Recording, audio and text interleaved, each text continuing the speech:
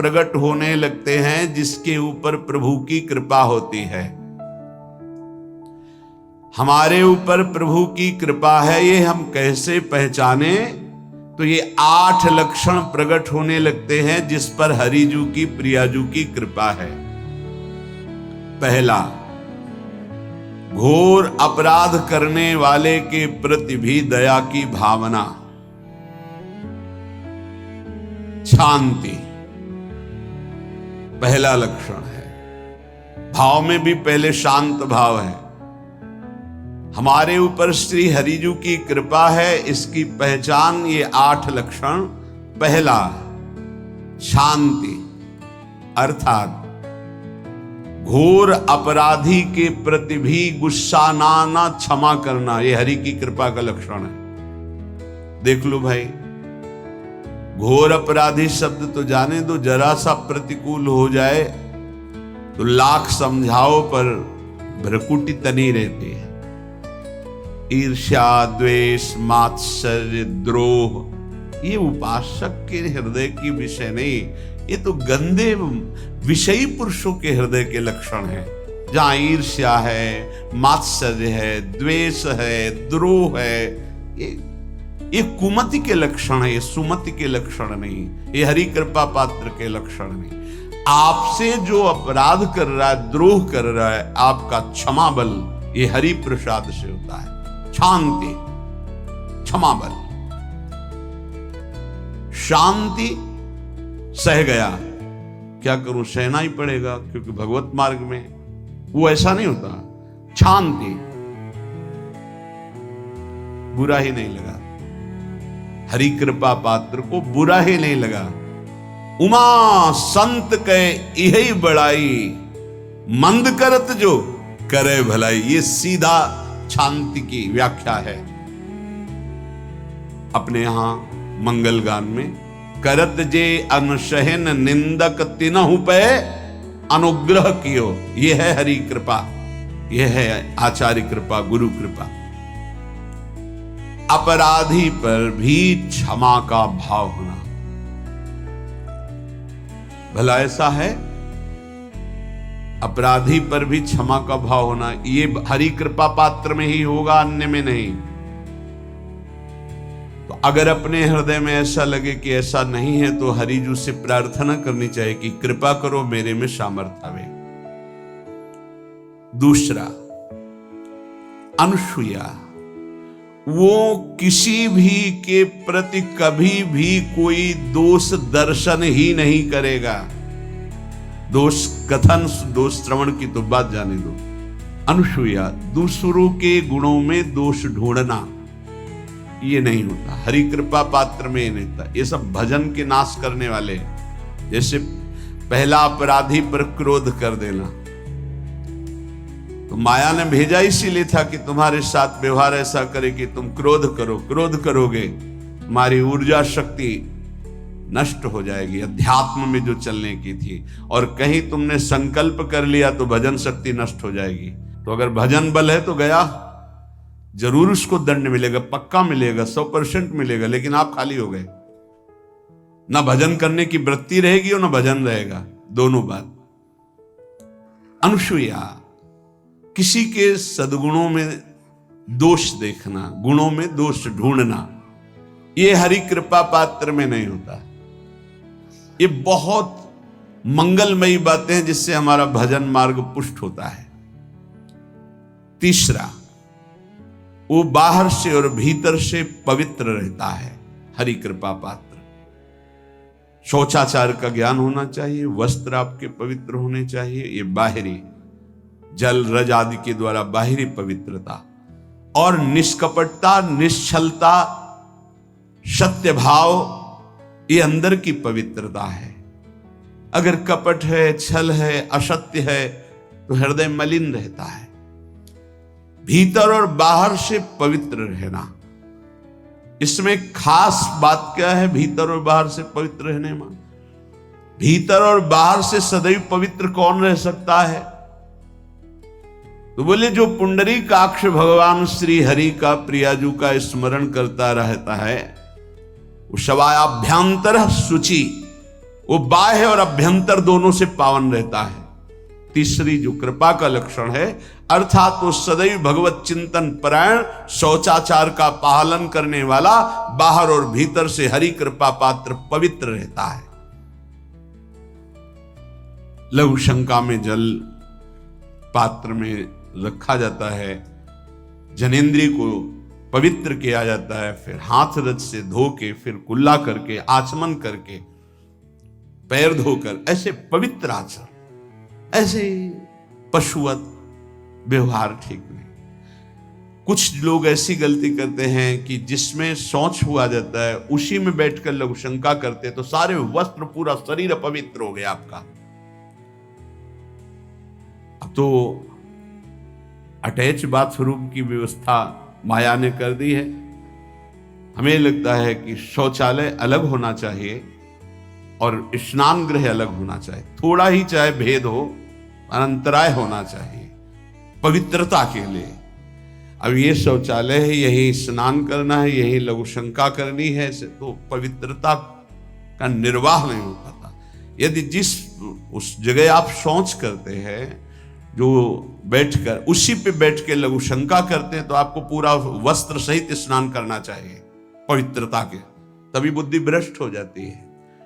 आपको मंत्र का निरंतर चलना ये कठिन पड़ जाएगा। पवित्रता का निर्वाह करो। देह राग मिटने के बाद एक स्थिति आती है, अवधूत स्थिति, उसमें फिर शरीर की पवित्रता का कोई संबंध नहीं रह जाता। पर अभी तो संबंध है ना देह भाव से, तो बहुत हो से लघु शंका ऐसे करें कि आपके पैरों में, वस्त्रों में छिट्टी ना पड़े, पवित्र रहें। हर समय हमें पवित्र मंत्र जपना है, नाम जपना है, श्री की सेवा में रहना है। बहुत जल्दीबाजी, खड़े खड़े लघु शंका की, छिट्टियां पड़ रही, बस ऐसे चल दिए, वो पशुवत आचरण भगवत मार्ग में नहीं चल पाओगे। वो अंदर तुम्हारे व्याकुलता पैदा करता रहेगा, भोगों की, संसार की। शौचाचार का बहुत बड़ा फल है, शरीर राग छूट जाएगा। ये बात समझ लो, शरीर राग छूट जाएगा। शरीर संबंधी पवित्रता शरीर राग छुड़ा देती है, आंतरिक रहस्य है ये। चौथा, ऐसे कार्यों का अनुष्ठान न करें जिनमें हमारा भजन छूटता है, जिनमें सत्य छूटता है, जिनमें भगवत भाव छूटता है। जैसे आपके ऊपर कृपा हुई, आप भगवत मार्ग में चल रहे हैं, अब आप ऐसे संसारिक कार्यों का अनुष्ठान कर रहे हैं जिनमें आपकी चित्तवृत्ति बिल्कुल भगवत विमुख हो रही, तो जीवन का लाभ क्या होगा? लाभ तो है भगवत स्मरण सहित।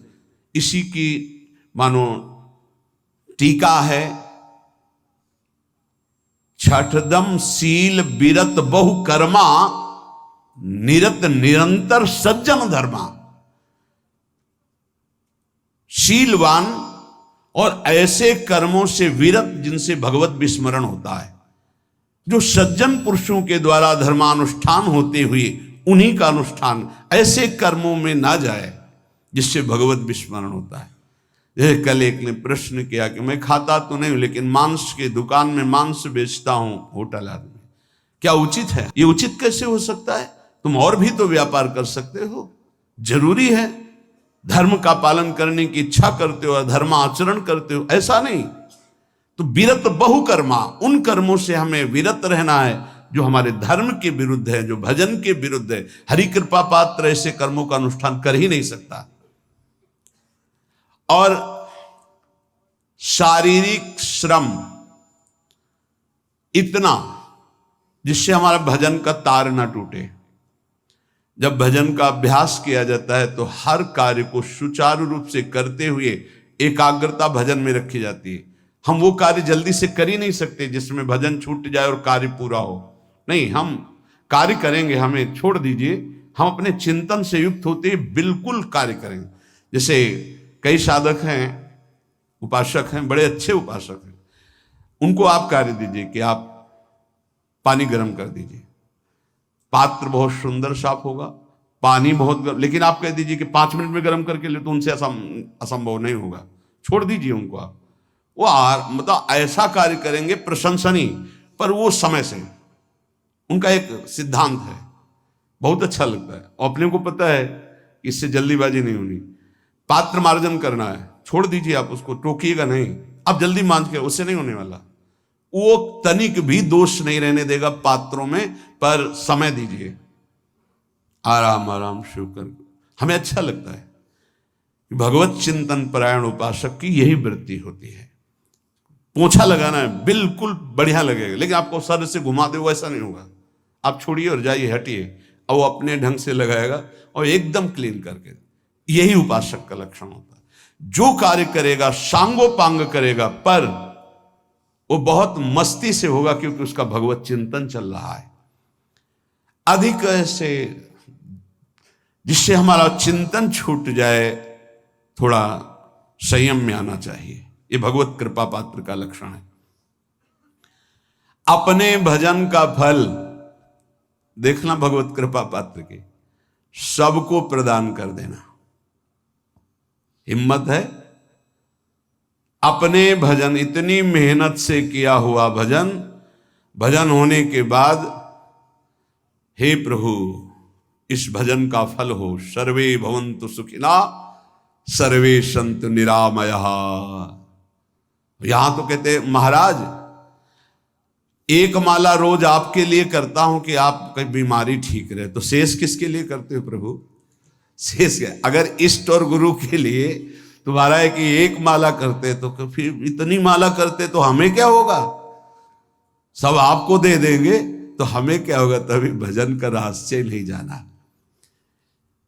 सबके मंगल के लिए अपने भजन को समर्पित कर देना। देखो भाई भजनानंदी, भजन में अरुचि होने लगेगी? नहीं होने लगेगी। सुबह से शाम तक पसीना चुआए हम, और भजन का फल दे दे सबको, तो इसका रहस्य बताते हैं। सबको जे भी कहा सर्वे भवन्तु सुखिना, तो सर्वत्र विराजमान भगवान वही पलटकर अनंत रूपों में आपके ऊपर बरस पड़ेंगे। ये आंतरिक रहस्य है। हमने जो भजन किया वो एक सीमा में था, और जब हमने संपूर्ण विश्व को दे दिया तो असीम बनकर वापस हुआ। ये भाव न समझ में, अगर ये भाव न कहे तो एकदम लगे हम अपना भजन क्यों दे दें सबको। उस सर्वात्मा में विराजमान जो हमारा प्रभु है, उसी को समर्पित कर। सर्वे भवन्तु सुखिना, तो वो सब पलटकर सब जगह से वापस आया, सबका आशीर्वाद आया, और वो महान बनता चला गया। ये लाभ है, आंतरिक लाभ है। अगर तुम्हारा भाव ऐसा न बनता हो तो आप प्रभु को तो अर्पित करते ही है ना, तो वही प्रभु सब में विराजमान है। ऐसा भाव करके सर्वात्म स्वरूप भगवान को हमारा भजन समर्पित है। सब रूपों में प्रभु विराजमान है। ये हरि कृपा पात्र का लक्षण चल रहा है। और छठवां, अपने भजन से अपने लिए कुछ भी ना चाहना, और दूसरों की तो बात जाने दो, दूसरों से कुछ ना चाहना ये तो ठीक है। अपने भजन से अपने लिए कुछ ना चाहना है हिम्मत। देखो ये हरि कृपा पात्र में हिम्मत होती है। अपना भजन अपने प्रयोग में ना लाना, इसका भी आंतरिक रहस्य है। अपने प्रयोग में आप शरीर को लेकर के बोलेंगे, अगर स्वरूप को लेकर तो प्रयोग की कोई वहां जरूरत ही नहीं। स्वरूप पूर्ण काम है, वहां कोई अभाव नहीं। जब आप कोई भाव अपने लिए करेंगे तो देह भाव होगा। देह भाव से किसी विषय की मांग होगी। विषय पूर्ति भजन का फल नहीं होता, भजन का फल होता विषय निवृत्ति। बहुत जोर की बात है, कैसे समझ में आए? अपने भजन का भी फल अपने लिए नहीं, दूसरों से कुछ चाह रखना तो बात ही जाने दो। भजन से भी कोई अन्य सुख की चाह नहीं हुई। क्या चाहिए? भजन ही बनता रहे, भजन का फल भजन बनता रहे, खूब निरंतर जप करते रहे। सातवां, किसी भी मान सम्मान कीर्ति पद प्रतिष्ठा के मिलने पर हृदय का असंतुष्ट हो जाना, यह हरि कृपा पात्र का लक्षण होता है। प्रणाम नमस्कार जय हो तो हृदय में असंतुष्ट हो जाना चाहिए। कोई किंचन मात्र अभिमान न उदय हो जाए। प्रभु बचाओ, ये माया की चकाचौंध से बचा लो नाथ। कौन सा अपराध बन गया कि आपकी जय की जगह यहां हमको ऐसा सुनना पड़े।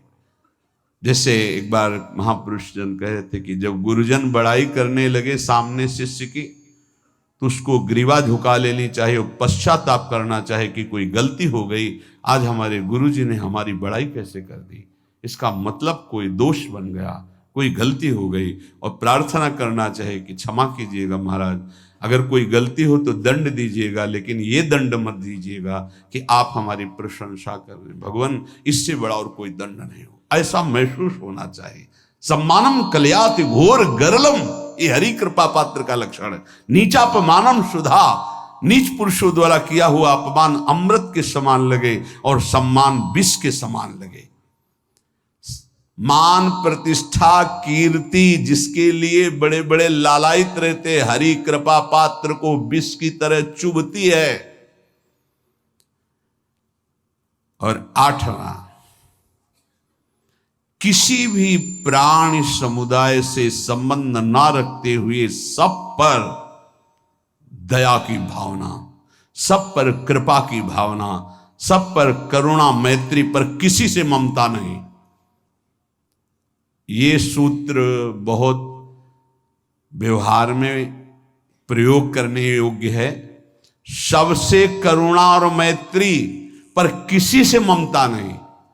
करुणा तो करी भरत जी ने, मैत्री भी की मृग से, पर ममता रहित नहीं रहे। ममता कर ली तो अगला जन्म हिरण का हो गया। ममता नहीं रखनी। निर्ममो निरहंकारा, करुणा मैत्री तो करनी है, जैसे इसमें आदेश है, गीता में जी आदेश है, अद्वेष्टा सर्वभूतान मैत्र करुणैव च, पर निर्ममो निरहंकारा, ये साधक की चतुरता है। प्राणी मात्र पर दया कृपा करुणा मैत्री, पर ममता नहीं। ममता किसी से, और यहां करुणा मैत्री ये तो गायब हो गई, केवल ममता रह गई है। अपने शरीर से ममता, शरीर संबंधियों से ममता, विषय भोगों से ममता, यही जहर है। संबंध में ये ममता ही जहर है, विचारों में अहंकार जहर है, कर्मों में ये आसक्ति जहर है। इसी जहर को मिटा दे तो जीवन मुक्त महापुरुष कर्म करते हुए, विषय सेवन करते हुए, वार्ता करते हुए, विचार करते हुए, बिल्कुल जहर रहित तो उसका जीवन हो गया। तो ये 8 बातें हरि कृपा पात्र में होती हैं, इनको बार बार सुनना, हृदय में धारण करना। जो भक्त होता है, हरि कृपा पात्र होता है, उसमें ये 5 बातें कभी नहीं जागृत होती, स्फुरित ही नहीं होती। पहला, किसी से ईर्ष्या, दूसरा किसी से घृणा, तीसरा किसी से भयभीत हो जाना, चौथा भजन सेवन नृत्य गायन आदि में लज्जा लगना, 5वां किसी की निंदा करना, ये नहीं होती। अब जो आगे वर्णन कर रहे हैं उसमें महापुरुषों की पहचान है। सिद्ध महापुरुष 3 प्रकार के होते हैं। एक होते हैं आचार्य कोटि के, सात्विक विचार वाले, एक होते हैं भ्रष्ट आचरण वाले, एक होते पिशाचाचरण वाले, और तीनों सिद्ध हैं।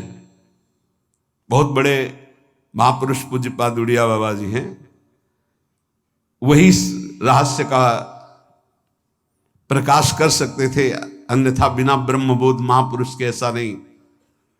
तीनों सिद्ध हैं, तीनों भगवत प्राप्त है। सात्विक आचार वाले, जो आचार्य कोटि के होते हैं, एक एक अक्षर शास्त्र मर्यादा के अनुसार चलने वाले, जैसा शास्त्र कहता वैसा उनके आचरण में दिखाई देगा, और वो उससे सिद्ध भगवत प्राप्त महापुरुष हैं, पर उनके आचरण तस्मात् शास्त्रम प्रमाणम थे। दूसरे भ्रष्टाचार,